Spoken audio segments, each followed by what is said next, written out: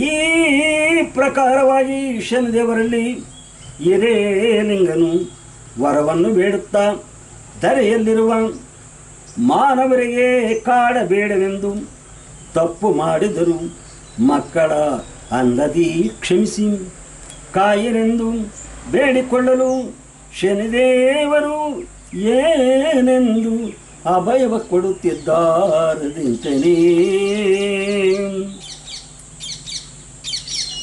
ಕೇಳಯ್ಯ ಶಿವ ಶರಣ ಕೊಡುವೇನು ಅಭಯವನೋ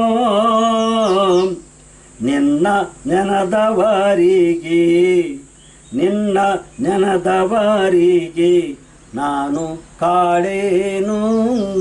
ನಿನ್ನ ಹೆಸರನ್ನು ಯಾರು ನಾಮಸ್ಮರಣೆಯನ್ನು ಮಾಡ್ತಾರೋ ಅವರ ರಾಶಿ ಹೋಗಲ್ಲ, ಅವರು ನಾನು ಕಾಡಲ್ಲ ಅಂತ ಅಭಯ ಕೊಡ್ತಾನೆ. ಆವಿನ ಬಾಯಲ್ಲಿರಲಿ ಉರಿಯುವ ಬೆಂಕಿಯಲ್ಲಿರಲಿ, ಹುಲಿಯ ಬಾಯಲ್ಲಿರಲಿ ಸಿಕ್ಕಿಕೊಂಡಿರಲಿ. ಆವಿನ ಬಾಯಲ್ಲಿರಲಿ ಉರಿಯುವ ಬೆಂಕಿಯಲ್ಲಿರಲಿ, ಹುಲಿಯ ಬಾಯಿಯಲ್ಲಿ ಸಿಕ್ಕಿಕೊಂಡಿರಲಿ.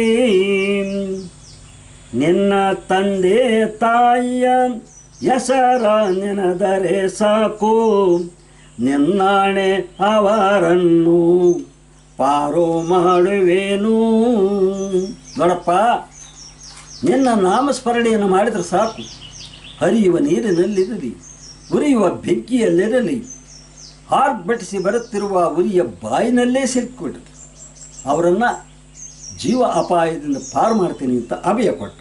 ಅಷ್ಟೇ ಅಲ್ಲ, ನಿನ್ನ ನಾಮಸ್ಮರಣೆ ಅಲ್ಲ, ನಿನ್ನ ತಂದೆಯವರನ್ನು ನಿನ್ನ ತಂದೆ ತಾಯಿಗಳನ್ನು ಹೆಸರನ್ನೂ ನೆನೆದರೂ ಸಾಕು, ಅವರಿಗೆ ಪ್ರಾಣಾಪಾಯದಿಂದ ಪಾರು ಮಾಡ್ತೀನಿ ಅಂತೇಳಿ ಅಭಯ ಕೊಟ್ಟ. ಶನಿವಾರದ ರಾತ್ರಿ ನಿನ್ನ ನಾಮದ ಕಥೆಯ,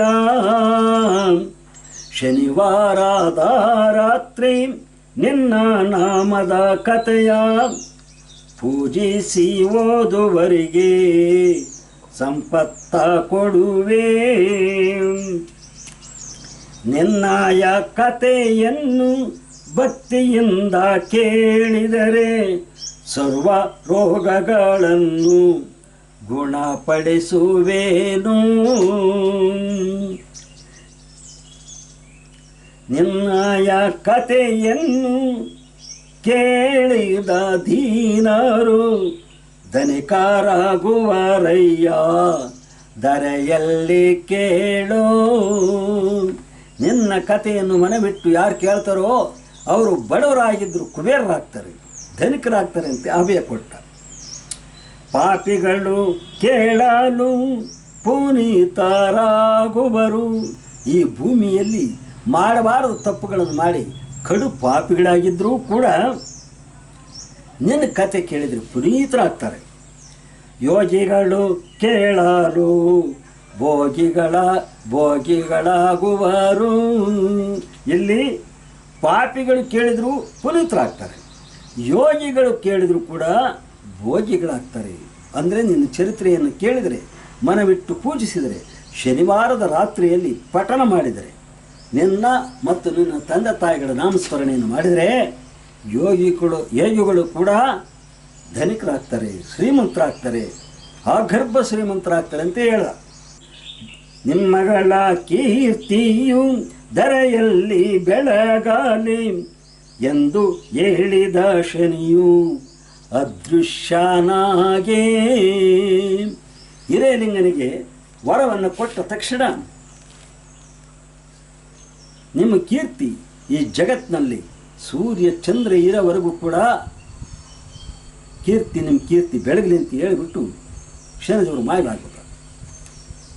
ಆಗ ಈ ಪ್ರಕಾರವಾಗಿ ಶನಿದೇವರು ಹಿರೇಲಿಂಗ ಮತ್ತು ಸತಿಯಾದ ನಿಂಗಮ್ಮ ಹಾಗೂ ಮಾತಾಪಿತೃರಾದ ಶಿವಶರಣ ಸಿದ್ಧಲಿಂಗಪ್ಪ ಗಂಗಮ್ಮನವರನ್ನು ಕೊಂಡಾಡಿ, ನಿಮ್ಮನ್ನು ನೆನೆದವರಿಗೆ ನಾನು ಕಾಡುವುದಿಲ್ಲ, ಆವಿನ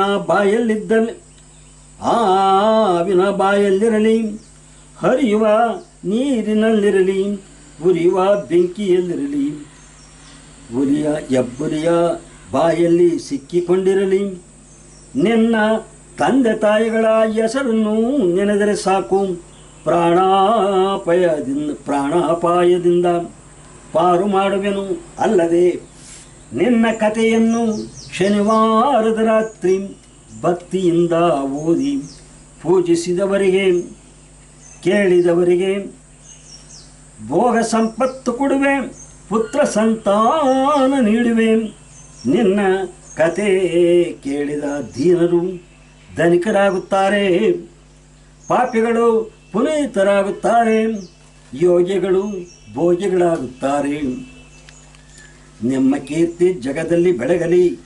ಸರ್ವಶಕ್ತನು, ಸರ್ವವ್ಯಾಪಿಯು, ಸತ್ಯ ಸಂಕಲ್ಪನು, ಧರ್ಮ ಅಧರ್ಮಗಳನ್ನು ನಿರ್ಣಯ ಮಾಡುವ ಮಹಾಚೇತನವಾದ ಮಹಾವಿಷ್ಣುವು ನಿನ್ನ ಮುಂದೆ ಇರುವುದರಿಂದ ಎಲ್ಲವನ್ನೂ ತಿಳಿಯುವುದೆಂದು ಹೇಳಿ ಅದೃಶ್ಯನಾಗಲು ಹಿರೇಲಿಂಗನು ಶ್ರೀಹರಿಯನ್ನು ಏನೆಂದು ಸ್ತುತಿ ಮಾಡುತ್ತಿದ್ದಾರದೆಂತನೇ.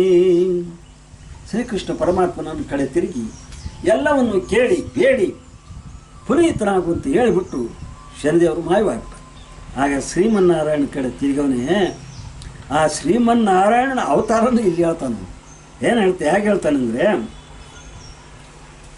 ಶ್ರೀಕೃಷ್ಣಿಗೆ ಹೇಳ್ತಾವ ನೋಡಿ, ಸಾವಿರ ದವನಾದ ಲಕ್ಷ್ಮೀನಾರಾಯಣನೇ, ಸಾವಿಲ್ಲದ ಅಮೃತವ ಸಾವಿಲ್ಲದ ಅಮೃತವ ಕೊಡುವ ದೇವಾನೇ, ಮೃತ್ಯುವನ್ನು ಸಂವಾರ ಮಾಡಬಲ್ಲವನೇ, ಮೃತ್ಯುವನ್ನು ಕೊಟ್ಟು ಮೋಕ್ಷ ಕೊಡುವವನೇ, ಎಲ್ಲ ಸಾಮರ್ಥ್ಯವನ್ನು ತುಂಬಿಕೊಂಡವನೇ, ಎಲ್ಲರದಲ್ಲಿರುವ ಕರುಣಾಮಾಯಿಯೇ, ಜ್ಞಾನರೂಪನಾಗಿ ಎಲ್ಲದರಲ್ಲೂ ತುಂಬಿ ಎಲ್ಲದಕ್ಕೂ ಸಾಕ್ಷಿಯಾಗಿ ಎಲ್ಲದಕ್ಕೂ ಸಾಕ್ಷಿಯಾಗಿ ಎಲ್ಲ ಕಂಡವನೇ,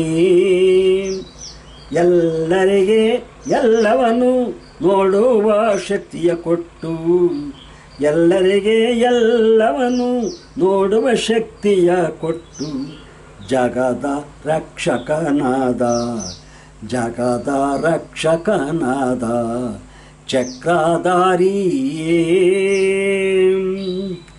ದುಷ್ಟರನ್ನು ಸಂಹರಿಸಿ ದುಃಖವನ್ನು ನೀ ಹಳಿಸಿ, ದುಷ್ಟರನ್ನು ಸಂಹರಿಸಿ ದುಃಖವನ್ನು ನೀ ಕಳಿಸಿ, ಅಜ್ಞಾನದ ಶರೀರವನ್ನು ನಾಶ ಮಾಡುವವನೇ, ಜ್ಞಾನಾನಂದವನ್ನು ಕೊಡುವಂತ ಭಗವಂತ, ದೋಷಗಳ ಸಂಹಾರ ಮಾಡಿ ಉದ್ಧರಿಸಿದವನೇ, ಜ್ಞಾನಾನಂದವನ್ನು ಕೊಡುವಂತ ಭಗವಂತ, ದೋಷಗಳ ಸಂಹಾರ ಮಾಡಿ ಉದ್ಧರಿಸಿದವನೇ, ಎಲ್ಲವುದರಲ್ಲೂ ಶ್ರೇಷ್ಠನಾದವನೇ, ಎಲ್ಲರಿಗಿಂತಲೂ ಪೌರುಷದವನೇ. ವರ್ಣನೆ ಮಾಡ್ತಾವನು ಶ್ರೀಮನ್ನಾರಾಯಣನ. ಯಾರೋ ಹಿರೇಲಿಂಗ. ಇನ್ನೊಡ್ತಾನೆ, ಸತ್ಯ ಶ್ರೇಷ್ಠನು ನೀನು, ಪೋಷಕ ಶಕ್ತಿಯು ನೀನು,